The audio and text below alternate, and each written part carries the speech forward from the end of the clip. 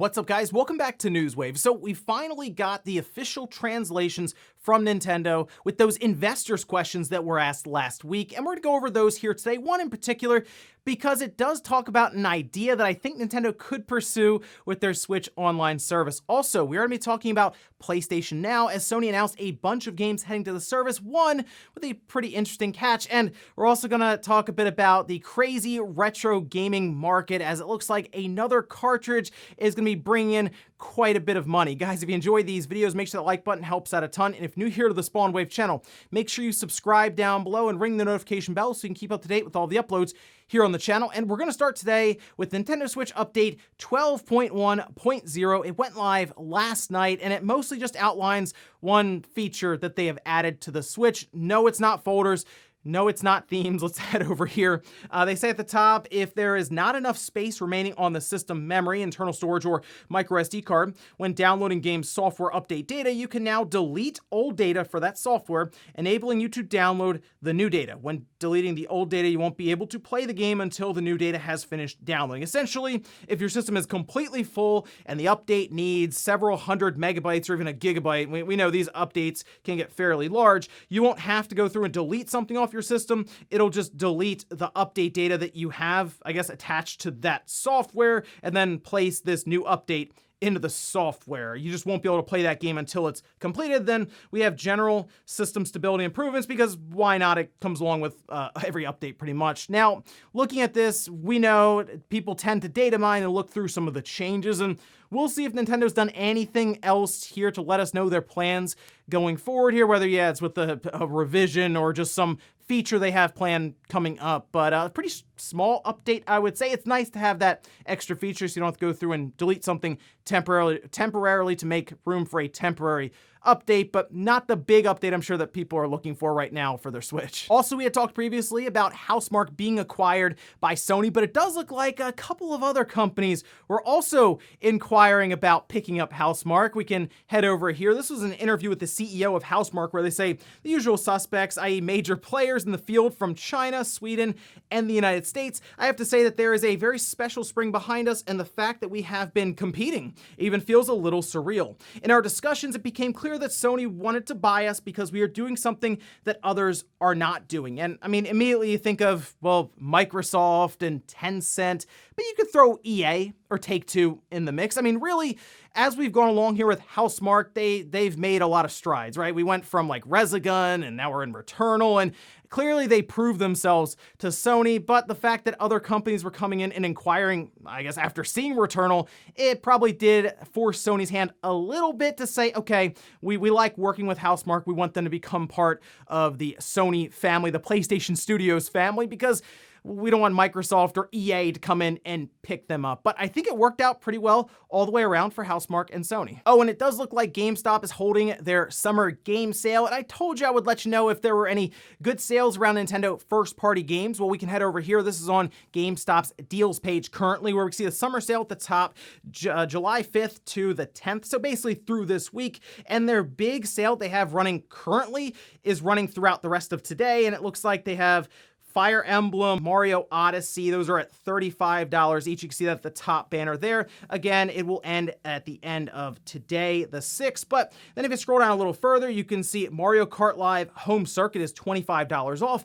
If you pick up a Switch Lite, you'll get a 128 gigabyte SanDisk memory card. But then if you go further, they have several pricing tiers for $40 games, $30, $20, and even $10 games. So there's a lot here, including even several PS5 titles that are marked down 20, 30% off. So a lot to check out here, especially if you have to build up that backlog that I'm sure you'll get to next year. And guys, with some of the quick news out of the way, let's get into the bigger stuff. Let's start right away with the official translations for those investors' questions to Nintendo that took place last week. We dealt with some rough translations. These are from Nintendo though, so they've gone over them, made sure the interpretation, all that was correct. And one question was pretty funny. We'll start with this one because I guess an investor basically stood up and said, hey, what are all you playing right now? We can see this here.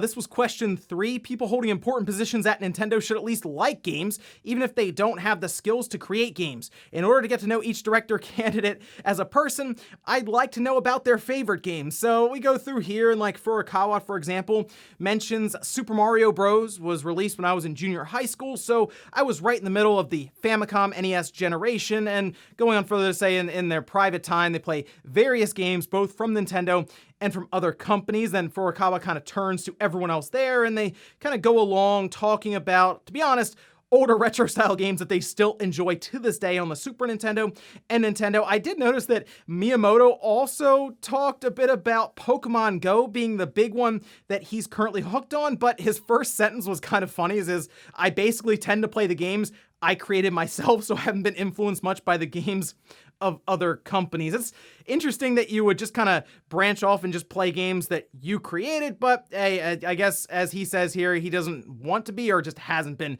influenced much by other games around the industry. But if we go down to question 6, this one was interesting and caught my attention pretty quickly because I have been talking about the idea of the Nintendo Switch Online having different tiers to it. The question was, for Nintendo Switch Online, are you considering implementing a membership option at a higher price tier with upgraded services? Furukawa answers, Nintendo started the Nintendo Switch Online service in September 2018 for Nintendo Switch users. People with memberships can play games with their friends online, such as titles like Animal Crossing. In addition, they can play some of the games that were released for the NES and SNES. Membership in this service exceeded 26 million paying accounts in September of last year and is still growing steadily, in step with the increase in Nintendo Switch system sales. For Nintendo Switch Online, it's important not only to increase the number of new members, but also to encourage existing members to continue using the service. So we are working on increasing the appeal of the service to make it even more fun and convenient to play with Nintendo Switch. So a few things here. One, hey, 26 million paying customers as of September. That's pretty good. It's going to follow the trend of the Switch sales. So as the Switch continues to sell, yeah, you're going to get more and more people to sign up. That seems pretty obvious to everyone. But remember, they're signing up for $20 a year. And trust me, I don't like paying for online play more than anyone else with the Xbox, the PlayStation, and the Switch. But obviously, Nintendo is looking around, realizing that $20 a year isn't that much in the landscape of gaming now, where it seemed like $60 a year was like the minimum to play online with Xbox Live and PlayStation. But if we have an investor here stand up and realize themselves, clearly Nintendo is exploring, I would say, other options when it comes to the entire situation around the Nintendo and Super Nintendo online service, because that's really what's holding it up. If you step back and look at the online feature set, it's not great. Like, there's no like voice chat for party system or any of that. Like, you can't create a party, talk to people on the Switch while you're playing other games like you can on, say, the Xbox, just as an example there. But you also can't message your friends. There's just not a lot there right now. So they're holding it up with Nintendo and Super Nintendo games. The problem there is they're getting to a point where they have like 100 games, and even Nintendo's probably looking at this saying, wow, that's a lot of games for $20 a year, and investors are realizing it, which makes me believe that if we do get to a point where Nintendo 64 is an option, where GameCube would be an option, I think that fee would have to go up in some way. And as is being kind of mentioned here, or even just alluded to, yeah, you would probably see Nintendo offer a $40 a year service, and oh look, you get all these Nintendo 64 games as well. I think the only other way that Nintendo could do this and keep it at $20 a year for online play is if they separated the retro games that they have currently into its own virtual console library that's a Netflix-like subscription service. And unfortunately, Nintendo's kind of worked themselves into a corner where they've already attached it to the online service. If they had just launched the online service and it was at least somewhat comparable to the competition, they could have got away with $20 a year and then had these retro games set up on their own in the first place. But they had to kind of hold up that online service with these games to make it feel like it was valuable enough to pay out that money. But we'll see if Nintendo has plans to update the online service separately. I hope so. But we just talked about an update where they're just clearing out temporary update files to insert new files, and like, We're just even talking about being able to message somebody with a text message on your friends list on the Switch. So I don't have high expectations, but I do believe it would be a better business strategy for Nintendo going forward to explore higher tiers, but also you got to provide good online service and high value when it comes to the possibility of an entire virtual console library that is tied to a subscription service. Again, the investors see it. I have to imagine Nintendo does as well. Next up, let's talk about PlayStation Now for the month of July, because Sony announced a bunch of games heading to the service. The biggest issue we have with PlayStation Now, however, is the marketing and the message itself, which we'll talk about here in a second. Let's take a look, though, at the games that are being added. They put this nice little card up over on PlayStation Blog, along with a list of the different games that are being added, with Red Dead Redemption 2 being like the big headlining game here. That'll be until November 1st. And the thing that was a bit surprising about this one, it's only available through download on the PlayStation 4 and the PlayStation 5. You will not be able to stream Red Dead Redemption 2, which is a bit surprising, I would say, but we'll come back to that. Then we also have Nioh 2 moving out, God of War, Judgment, which will be available until October 4th, Olympic Games Tokyo 2020, and NASCAR Heat 5. Now, coming back to Red Dead Redemption 2, it appears you won't be able to stream that game. You will have to download it to your system, which a lot of people still look at PlayStation Now and believe you have to stream every single one of those games. No, there's actually quite a few games you can just download. It's mostly the PS3 games that you cannot and you have to stream because, well, Sony never really made an emulator for the PlayStation 4 or even PS5 now to just be able to play those PS3 games. Unfortunate, but that's just kind of the reality of this situation now.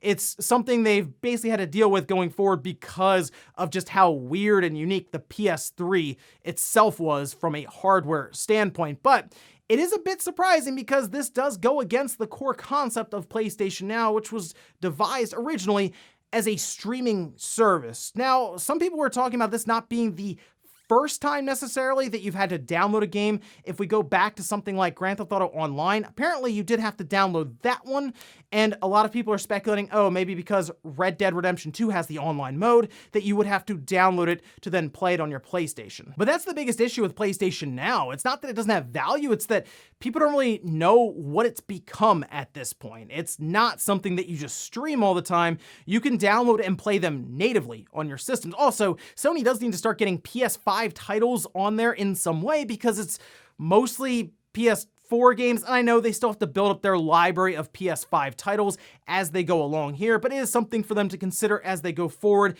They're having a hard time here because the subscription service is something that Microsoft is just 100% on board with, and Sony's still trying to navigate this cross-gen period with the subscription models kind of merging in now, and it's a whole thing. So I do wonder if they will continue to lean into PlayStation Now because this is a very good lineup of games going to the service. They just need to work on the messaging, and I think PlayStation Now become very, very big for Sony as they go through this generation. Next up, let's talk about Nintendo and ROM Universe. Now, this is a website that Nintendo took to court and ended up winning to the tune of $2.1 million. They also attempted a permanent injunction. That didn't work out though because the judge said, hey, they're already shut down. You can't prove that they caused irreparable damage to your company. But still, Nintendo got the $2.1 million. At least that's what it said on paper. In reality, ROM Universe's owner was reportedly unemployed, so they have to pay Nintendo $50 a month until they pay that $2.1 million, which I don't know how long that's going to take, but something tells me that's basically a lifetime fee that you are paying Nintendo every single month. There's only one problem though. Turns out they have missed their first payment, and as you expect, Nintendo's not too happy about that. We can head over here to VGC, where they say Nintendo is seeking a permanent injunction against the ROM website. It recently defeated in a $2 million lawsuit after it allegedly missed its first $50 payment. Now, as I said before, the judge's reasoning was that they were unable to prove irreparable harm from ROM Universe's actions, but now Nintendo is saying, hey, they're not even paying us the $50 a month, so they're probably not taking this seriously, and there is concerns that that website could just pop up again. So in their filing, they said, thus defendants threat to continue to operate ROM Universe to distribute video game ROMs using the same website he used for the past several years to mass infringe Nintendo's copyrights and trademark rights necessitates the entry of an injunction. And I said this before, Nintendo probably doesn't even care about the $50 a month. Really, they don't. The whole thing is they want to set an example as this image that, hey, don't mess with Nintendo's IPs, especially when it comes to ROMs or running a ROM website and then trying to profit off of it, because they will find you, they will take you to court, and they will make you pay them $50 a month for like the rest of your life just to do it. That's Nintendo in the courtroom. You don't want to mess with them. So I'm curious how this will what will exactly happen here, because if ROM Universe tries to come back, will Nintendo just continue coming after it? I'm assuming they will. If they get this permanent injunction, that'll probably be it for ROM Universe, unless they try to launch it under another name. Again, not sure how that's going to work out. All I know is Nintendo will probably continue to chase this. And in our last bit of news, let's talk about another one of those crazy retro gaming auctions. We had talked previously about Super Mario Brothers on the NES that ended up going for about $660,000. Now, it was a sealed, graded, very rare copy of the game, but still, it's crazy to think $660,000 for an NES cartridge. Well, now it looks like it's The Legend of Zelda's turns. Take a look at this. This was over on Heritage Auction, where we currently have a copy of The Legend of Zelda from 1987. This is a sealed copy of the game, graded at a 9. It's listed as a Rev A, which they describe as an early production version that was produced for only a few months, so there's limited quantities of these, obviously, and then it's sealed, and then it's also graded